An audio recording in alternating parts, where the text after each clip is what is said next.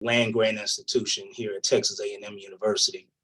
Briefly on some of the educational opportunities here at the Bush School, we're exclusively, or had been up until recently, graduate level program in public service and administration. We also have our online executive master of public service and administration and our 4-credit certificates in nonprofit management. And here recently, over the last 3 years, our professional certificate, our non-credit continuing and professional education certificates in nonprofit leadership, social justice leadership, and fundraising leadership.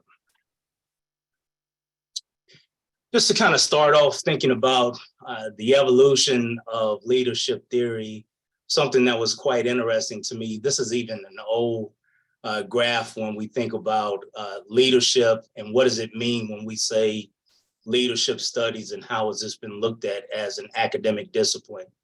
So when we think about the evolution of leadership theory, it really starts with, or most of the academic literature agrees that it started with something called great man theory.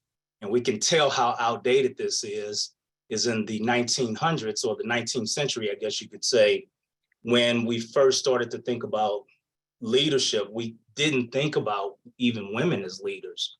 So this was something that was described as people that had a hero complex, or they were born with it. Characters in movies, things like that is how we looked at great man theory. And of course, it wasn't too long after that this was described as great person theory. That also aligns with trait theory as well too. Again, concepts that were developed in the 19th century. And then we moved a little forward more in the 1940s when we started to think about behavioral theories. Something that I've been highly interested in is what type of behaviors of leaders, again, just like we're going to talk about today, are important regardless of what sector folks work in. And again, for us, thinking about that more specifically in the nonprofit discipline. And then we'll move forward when we start thinking about contingent leadership, charismatic leadership, transactional and transformational, or more recent theories on leadership, probably more like the 1980s, when these started to come to the horizon, and that folks have relied on, or theorists have relied on since the 1980s to really describe behavioral leadership, again, in a variety of settings. Most of these studies that have been done have really looked at leadership in the for-profit and corporate spaces, but it's fun to always run across studies that think about leadership theory specifically in the nonprofit management space. And again, that's what we're going to talk about a bit today.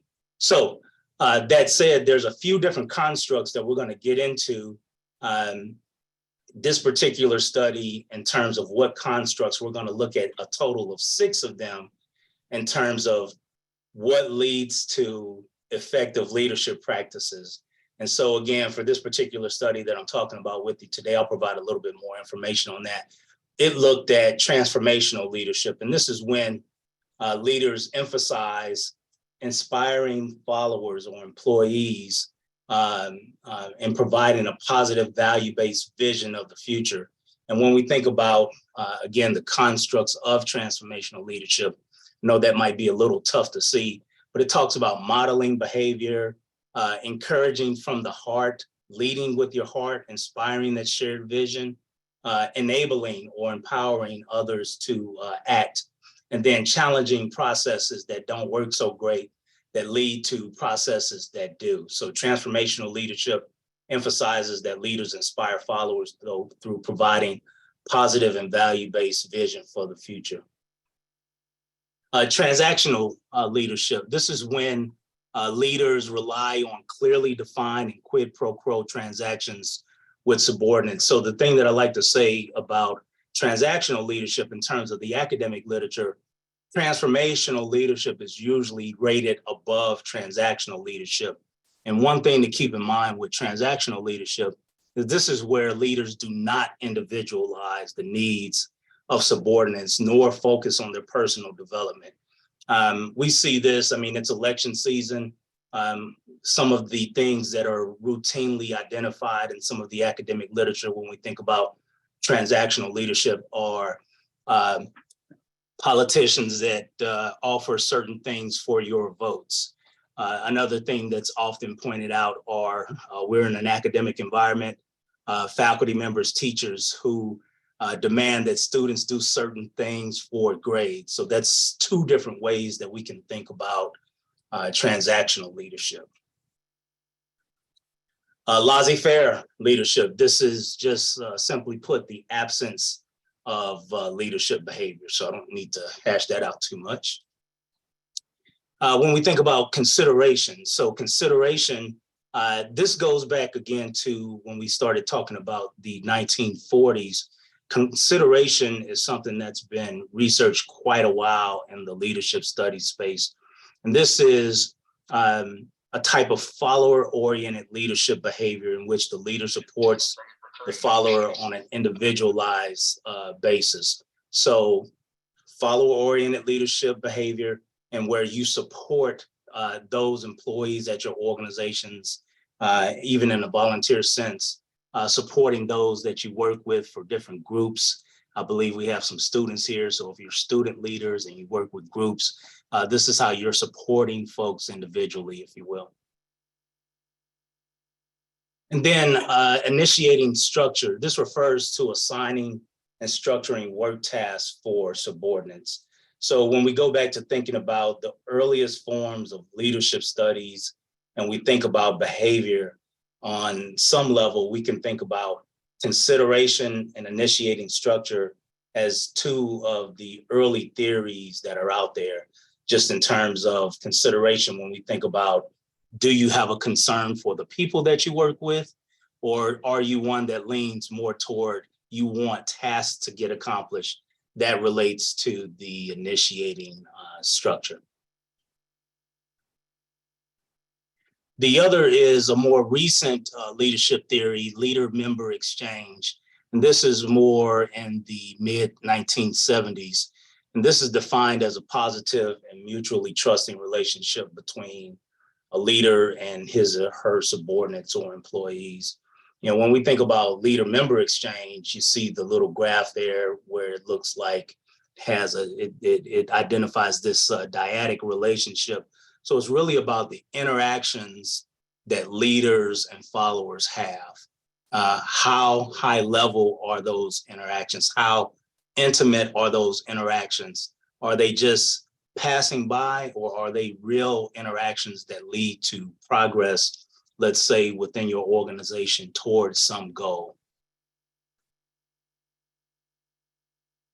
So just, you know, when we think about why do something like, or why study leadership in the nonprofit space, corporate space, or whatever space you really want to think about it is I guess one way to put it is, you know, researching the importance of leadership constructs is important, because especially for nonprofit professionals, you know, the question of which leadership practices are most useful in predicting performance can be, you know, vital. As a former nonprofit professional myself, you know, I often thought about, you know, which are those things that are vital that I can personally account for that lead to advancement of the mission that I'm serving. But then even personally, how do I progress, you know, personally? We should all be thinking about those things. You know, we know that you do, of course. Today's webinar is really just to kind of serve as a reminder that we get caught up in the day-to-day, but we absolutely need to think about, you know, what are some of those things that I can stop and make sure that I prioritize from a leadership standpoint that predicts performance, whether it be, you know, individual or organizationally. Okay, so getting into, I guess, a little bit more specifically, again, I'll share some information with this particular study, but this study is from 2014, and it looks specifically at leader performance at nonprofit organizations. And the three areas that they really looked at is how broad is effective commitment, enhancing job satisfaction, and individual and organizational growth. And we talk about, or when we talk about effective commitment, we think about how high of all of the employees, staff at an organization, to what extent are their personal values aligned with the mission at our organizations? How or to what extent do employees invest emotionally, mentally, physically in their organization? So that's something that a leader can be responsible for producing. How deep is one's concern for the organization that they work for or on behalf of? When we think about enhancing job satisfaction, of course, can mean several different things, but one way that I tend to think about job satisfaction is you can look at it from an overall standpoint. To what extent are you satisfied with your job is one way to look at it, or you can get a little bit more specific.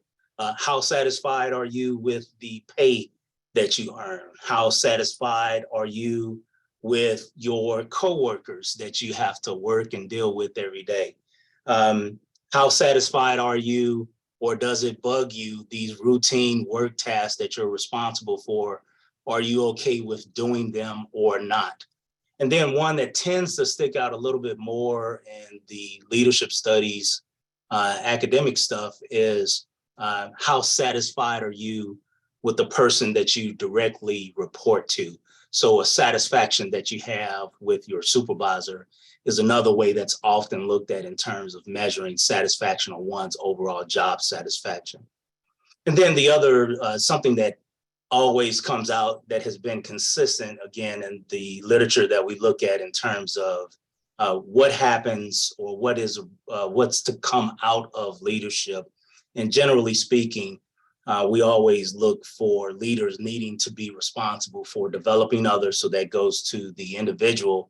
And just as sure as leaders develop others, we tend to see organizational growth at a variety of different corporations and organizations and nonprofit organizations. So again, more specific to today, when we think about what does leader performance mean at nonprofit organizations, how deeply connected are employees to the mission at our nonprofits, which we would hope and think that they are highly connected to mission-based work, maybe even more so than corporate type environments. Enhancing one's job satisfaction, nonprofits often talk about, employees don't stay that long, or they have a limited tenure at organizations. So just as sure as you can be responsible as a leader and keep people's tenure longer at organization, that tends to lead to good things for nonprofit organizations, just as sure as you have people around for 5 years, 7 years, 10 years. I mean, I know that's not that common these days, but we do see folks with long tenures in nonprofit organizations. All you have to do is look at the executive directors and directors at nonprofit organizations. Many of them have been there for several years. I spent 12 years personally with one organization with Big Brothers Big Sisters during my tenure with them. And then again, back to the individual and organizational growth, that's something that's been consistent one way or the other. So it didn't surprise me that this particular study really looked at that as well.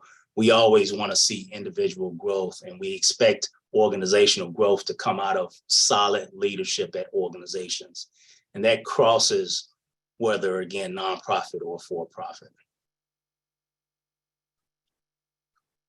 Okay, so when we get down to which constructs predict performance, again, specific to nonprofit organizations. So we went through the 6 from earlier. We talked about initiating structure, leader-member exchange, transformational leadership, transactional leadership, non-leadership, the laissez-faire leadership, and I believe there was one more, maybe, let's see here, I forget which one that is.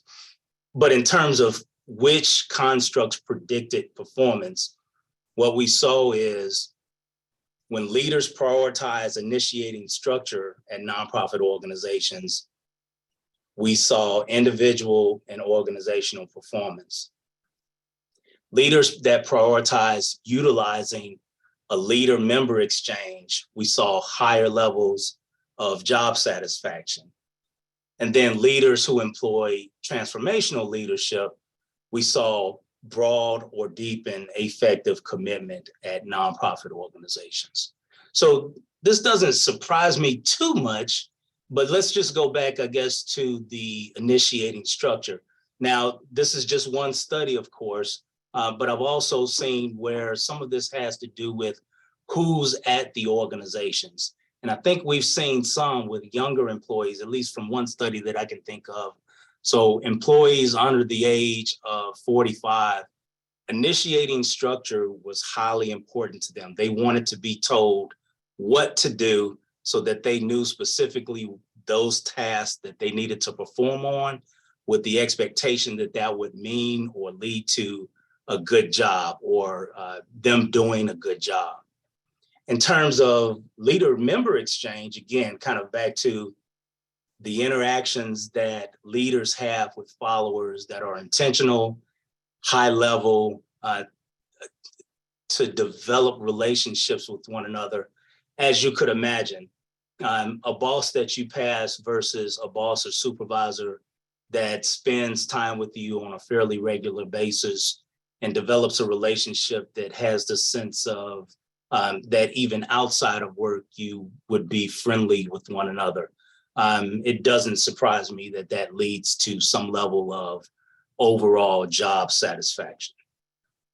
And then when we think about transformational leadership, we get into, again, some of those things that leaders being able to inspire a vision, to motivate others around a vision, around the goal. And so when you think about, especially in the nonprofit sector, yes, we know that people are connected to these particular things. A lot of it has to do with things that we've been through before. I often tell the story about my connection to Big Brothers Big Sisters, having grown up without my father. They did the same thing. It made sense to me. I stayed there for 12 years. But how do you build, or how do leaders inspire folks around a mission, especially at a nonprofit organization, to build that deeper level of commitment where emotionally you're invested, mentally you're invested, you're connected in the way to where it's easy to see that it's something that is important to you. Okay, so from here, then I guess if the question is, or at least in regards to this particular study, hey, these are the constructs. We're saying that if you prioritize initiating structure, focusing on task on some level, this varies. Again, some of it is you have to look at, there's generational differences. We, of course, would highlight that. But again, initiating structure, in some cases, people want to be told what to do so that they can kind of ensure their performance at the end of the day. Let's get into some particulars around, okay, how do I do these things then? So back to these leader practices that lead to performance at organizations, what does it mean when you initiate structure, or how? How do you employ leader-member exchange? And then what should I do as a leader to try to be more transformational? So let's talk about those kind of individually now. Okay, so when we think about initiating structure, again, the other way that this is talked about is having a task orientation.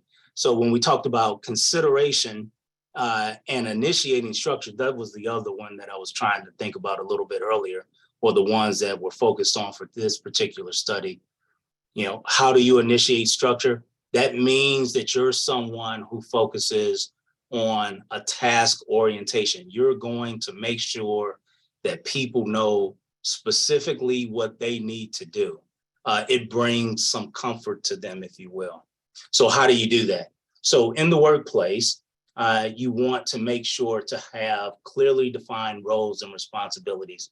And I guess I should say that even though we're presenting this information, we all can get better at these things. And we accept and know that this is hit and miss in a lot of different places. But today is really just to serve kind of as a reminder, here's these things that I can do to be effective personally as a leader. So again, kind of back to the clearly defined roles and responsibilities, maintaining standards for performance. So what are those standards that are in place with regard to performance at our variety of organizations that we represent and work for? Encouraging the use of uniform procedures at organizations. So, here we want to make sure that everybody is under the same umbrella in terms of there being uniform procedures. And I imagine that we've all been in places that Kenny heard one thing and Will heard something else in terms of how to accomplish something in the workplace. Just as sure as you can control that as a leader, collectively, that tends to be appreciated when we start thinking about how do I make sure to strengthen what our structural stuff looks like at our organizations. Coordinating teamwork, just making sure, again, kind of back to everyone is on the same page with regard to those procedures and standards, everything that we just spoke about. The other thing, I mean, not to minimize it at all, but the other thing that tends to be mentioned when we talk about initiating structure or being focused on task as a leader is honesty with employees as well too.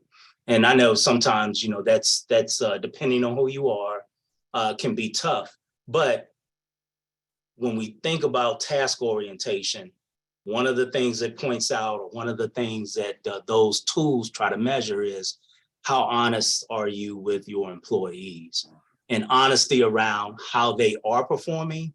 Are they up to standards or not? Again, both to highlight and cheerlead, but also to remind folks when they aren't where they need to be is just as important in this process as well too. Okay, so with leader member exchange, this really, or this theory anyways, again, goes back to the mid-70s, but it talks about the differences between leaders and each of his or her followers. And they tend to talk about this concept of leadership making. Now, one thing that I want to make sure, again, just kind of in the name of, talking about leadership theory, the theory before leadership or leader member exchange really had to do with thinking about groups all in the same way. So leader member exchange was really considered an advancement in the leadership theory because it promoted the idea of we as leaders need to be in tune with the individual makeup of employees at our organizations, and that we need to spend time leadership making.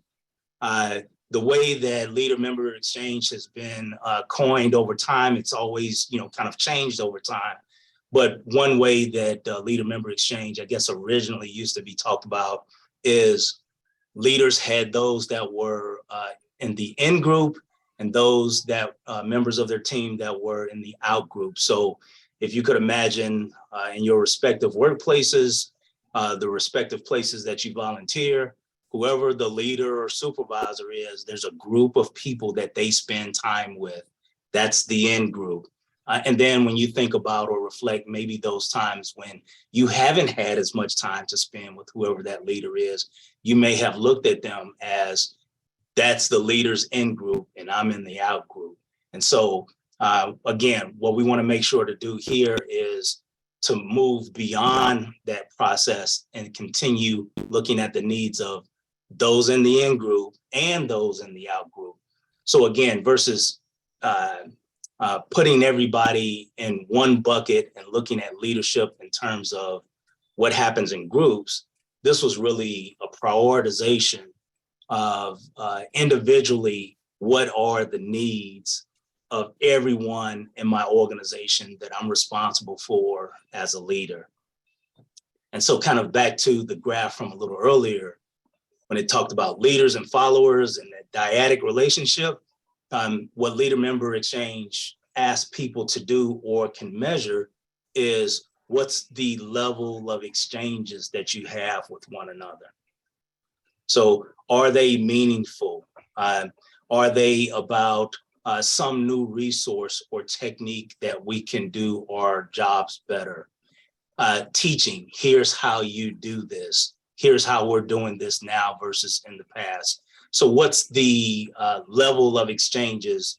And again, the way that it's talked about is you want to make sure that those exchanges that you have with one another are high quality exchanges. And that's not on the follower, or that's not on employees. That's for the leader to ensure that those exchanges are of a high quality.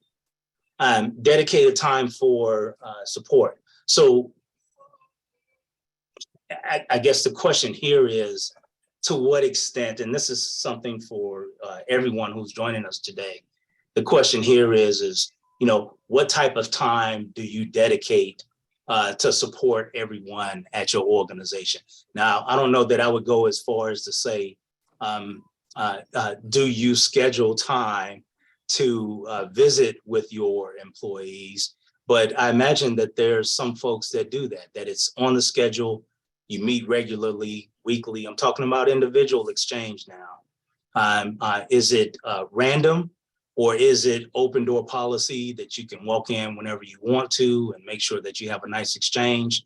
I mean, I'm not sure that there's one exact way that we would recommend, but what I would recommend is that you as leaders have some strategy for it, whether it's calendared, whether you agree to have an open door policy, whether you agree to as needed. Some of that depends on where employees are in terms of their professionally, but at the same time, one way or the other, just because someone is, let's just say, highly competent around what their responsibilities are, that you have high trust that they're going to do what they're going to do. What leader-member exchange says is, even if that is the case, is not to forget that there still should be some dedicated time that leaders should have with all of their employees one way or the other, regardless of where they're at professionally.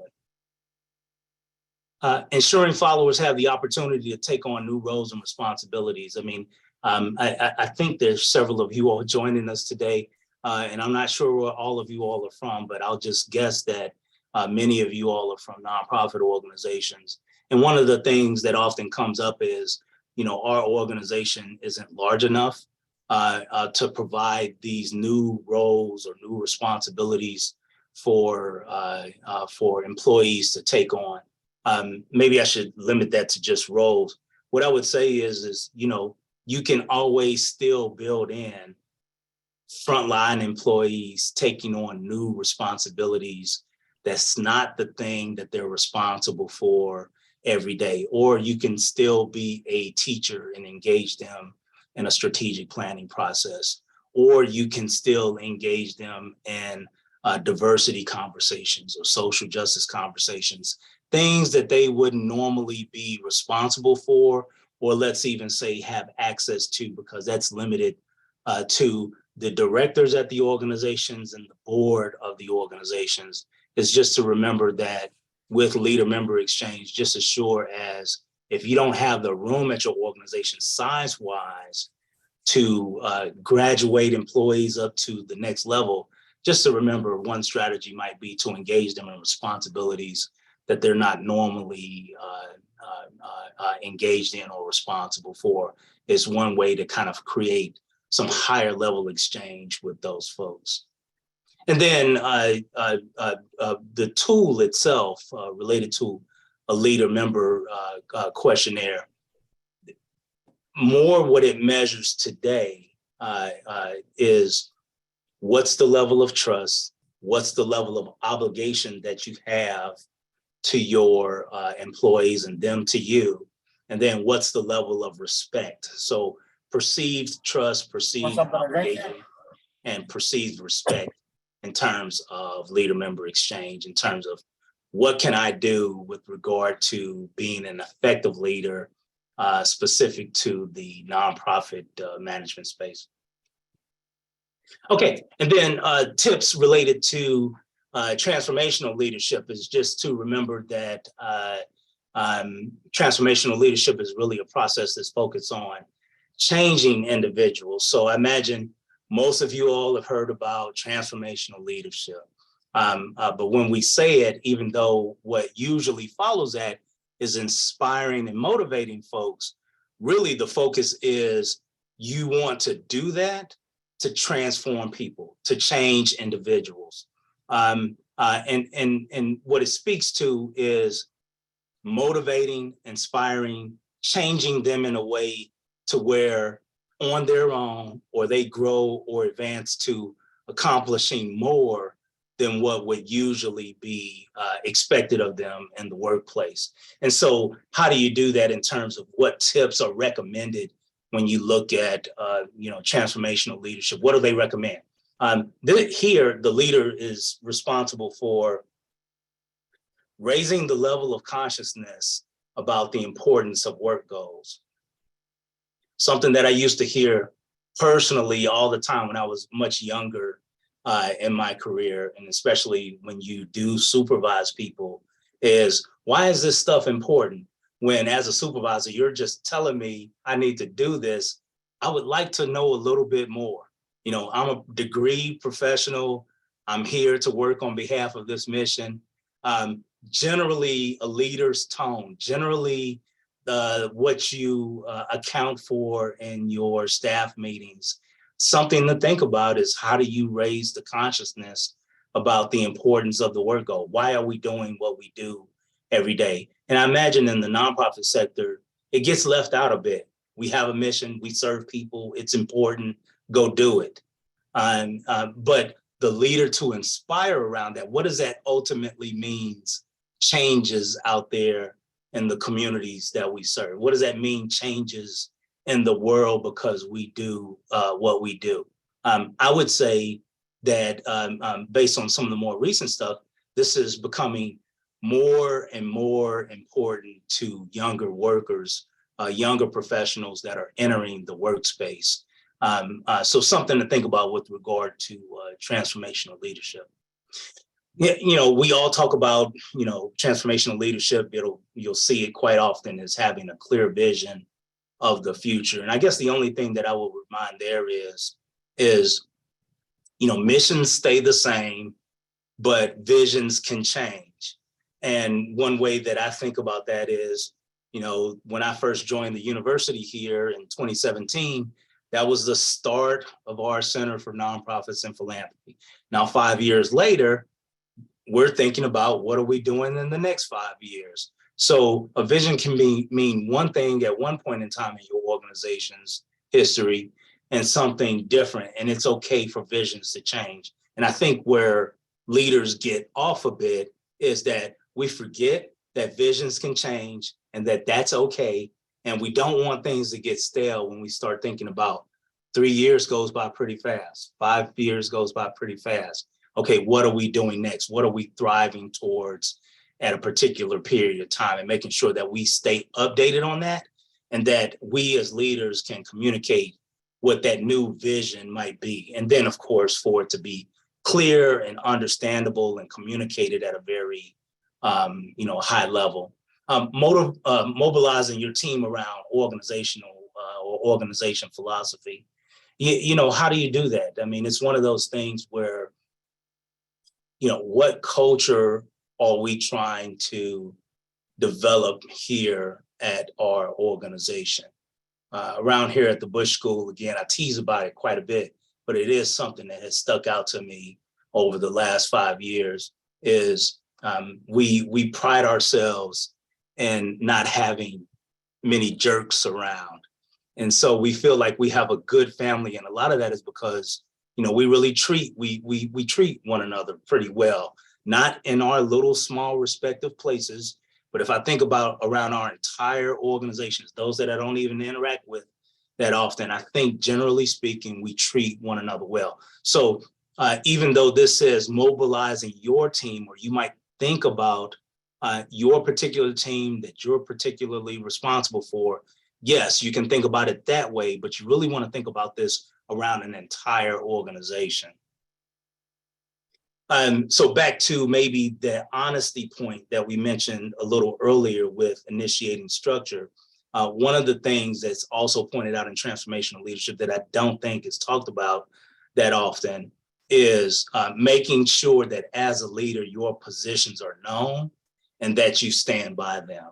I usually go to, when you think about supervisors, you know them as they are, and they're the same person. They have the same standards, but they don't flip-flop. You don't know what they're going to walk in with from one day to the next. I mean, you really want to make sure that your positions are known. Yes, that can only happen over time, but those are something that you personally can strengthen and enforce. And when we talk about transformational leadership, again, usually you'll see something about motivating others. Usually you'll see something about inspiring others. What you don't tend to see too often is that leaders that stick by who they are. And that's part of being a transformational leader, as well, as where your employees, your followers know you, who you are, and they know that you stand by a certain thing, those standards that you develop, those traits that you have. Personally, how you interact with one another in terms of if you are in a role where you have a responsibility for leading others. And then also with transformational leadership, where again, this is something that's well known in the leadership literature spaces, is emphasizing your strengths versus dwelling on weaknesses. And so, as leaders, I mean, who has time to focus on that too much? I mean, leadership also, of course, talks about being self-aware and understanding what your weaknesses are. But when we think about transformational leadership, we really want to emphasize the strengths that we have. And of course, we know what our weaknesses are, and we can always work on those over time. So let's see here. That said, I am going to stop and see if we can get a little dialogue around anything that was presented today, or those of you all that came with specific questions. But that said, let me just give you an update on some of the things that we have on the horizon here. We go into next spring, where Dr. Will Brown and I will host a leadership and board service program. That's a half-day program that we do twice a year for those of you all thinking about going on a board or already on a board and thinking about what your roles and responsibilities are. And that's hosted here on campus, just right next door from the Bush School over at the Annenberg Presidential Conference Center.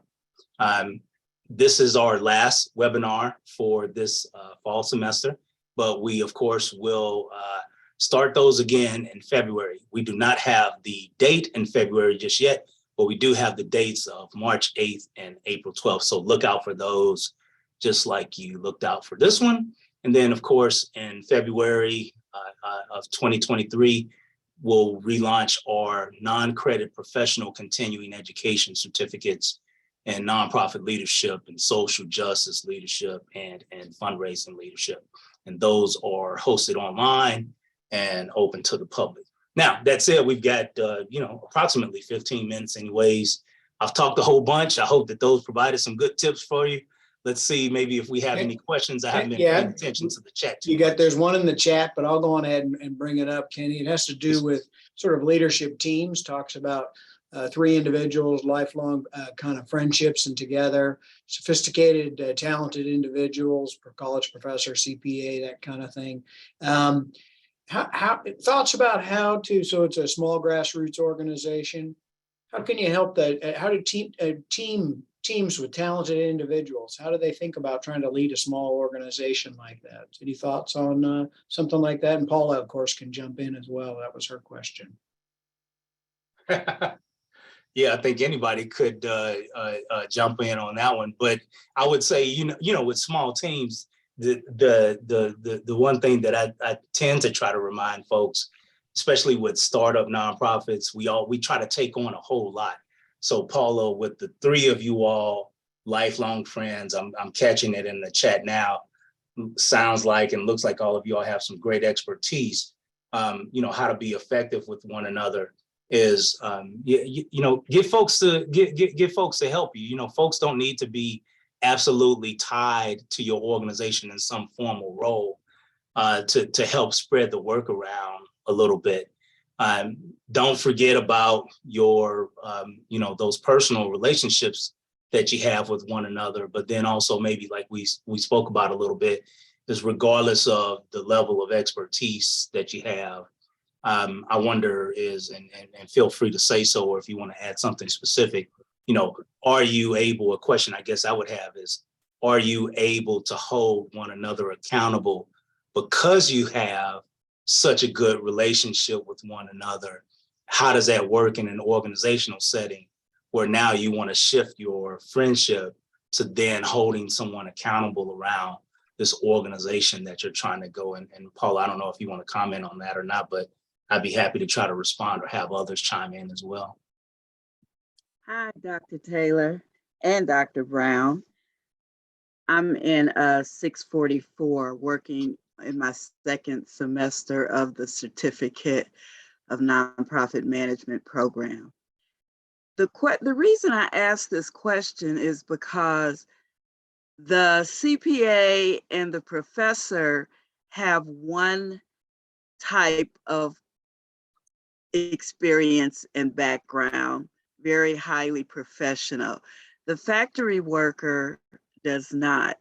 It makes it very difficult to explain management techniques and to have accountability, not because the friendship gets in the way, but the level of professionalism does. And, putting the quote unquote uneducated person on the spot all the time. And we always have to remember that she just doesn't have the experiences that we do. It's very hard, the dedication is there, but the experience levels aren't. And I was just trying to find some hints on how to work through that. And yes, it is my small grassroots nonprofit. Thank you. Sure, thanks. Well, Dr. Brown's a psychologist. So. Oh. I'm tracking your questions here, Kenny. I got four I got a couple in the queue too. So yeah, one quick thing, and then we'll see if anybody else has something. It's tricky. I mean, right? Care and consideration for people and the approaches that they have and what the talents they do bring, right? So there's no easy tricks to figuring out how do you honestly engage constituents with different talents and capabilities, even with different time, right? And just, I mean, but Kenny's going to chime in. Since he put me on the spot, I felt like I think I was just going to go to maybe some of what we spoke about today. I mean, I don't know that it's good enough just because one's a CPA and one's a professor. If the other is more of a, let's just say, a frontline worker, I think we spoke to some of it today. I mean, then you all have the responsibility as the leaders with, let's just say, the higher level of expertise to train that person up. We talked about honesty a bit. You have to take it upon yourselves to train that person up. And if you can't, then you, again, need to go back to being honest and figuring out who then needs to take that role on. And so since, again, we're talking about leadership today, I would just go to take responsibility for bringing that person along. And if you can't bring that person along, be honest with them and get some more help. If the mission is that important to you and you need to prioritize the mission. If you prioritize the mission, that takes away, say, maybe the hurt feelings that might be there if that person just can't get up to speed. How about that? Kenny, there's a question here about self-care. I mean, it's quite a thing to be trying to lead these nonprofit organizations, maintaining energy, capacity to inspire and stay focused on the mission. Any thoughts there? But how do you take care of yourself? Yeah, I'm sure you do. Is there a such thing? Yeah. That's a tough one. I see the question, but I can't say your name specifically based on the title, but there's tons of research about exhaustion, burnout.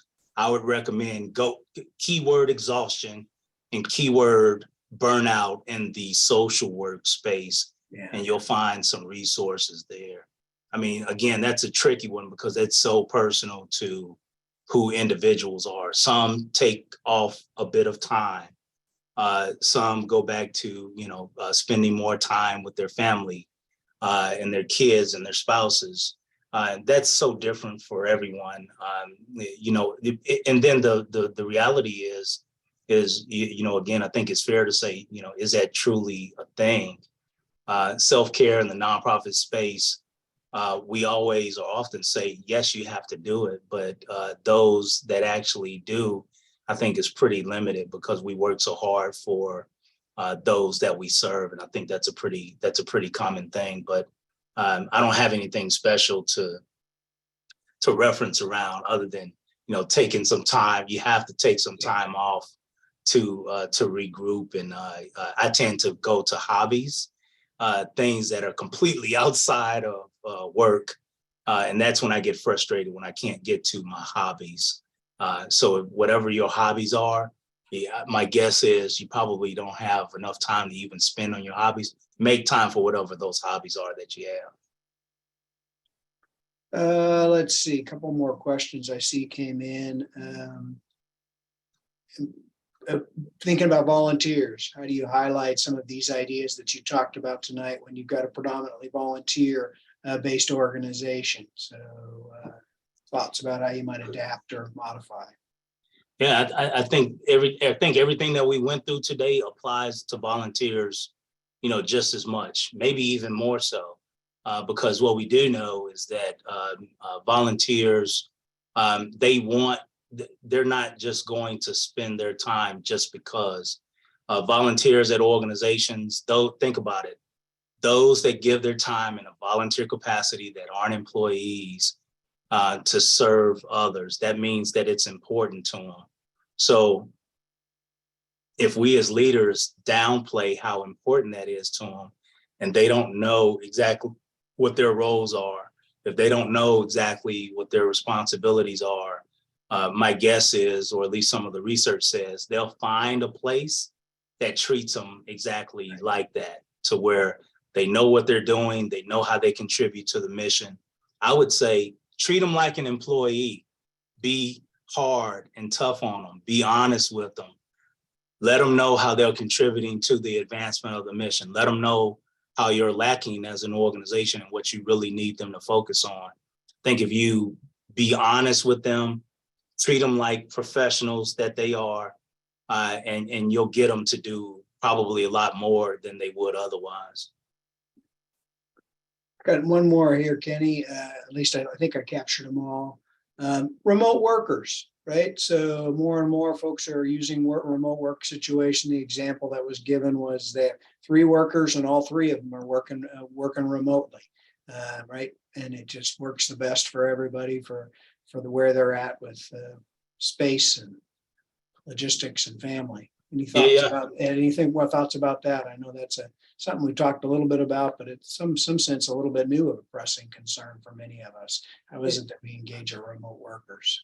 Yeah, it is. I quite honestly, to the person who asked that question, I haven't come across much academically that yet, anyways, that addresses that specific scenario in terms of remote workers, whether it's due to limited funding and having a small staff and folks working from home. I guess I would just go back to, kind of the same thing. Even though they work remotely, I would go to, we're talking about leadership today, I would go to, okay, even though they work from home, you're the person that's the leader. How much time are you dedicating to them? Do they maybe feel like you're being hands off because they get to work from home? Or are you still developing some high quality interactions with them? So, if you are the one or your organization is the one to have approved, it's okay for you to work at home. It's still on us as leaders to develop kind of that relationship that feels like when I do walk back through the door and I'm working in the office, we haven't skipped a beat. I feel like we have the same relationship. So that's probably about all that I could offer there. I think some of the same things apply, but specific to the nonprofit sector, developing those high quality relationships. I think they might be some of the same things, but that might be the scheduling of those interactions with one another. Yeah. Kind of going back to, see if I can still get it to work here, going back to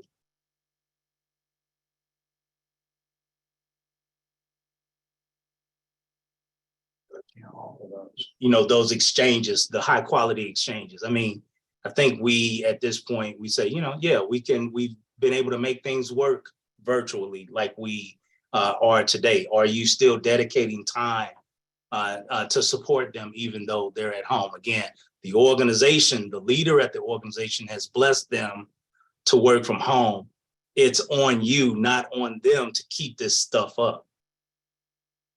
If anybody wants to follow up or has an additional question, we got a couple more minutes here while we got Kenny on the line.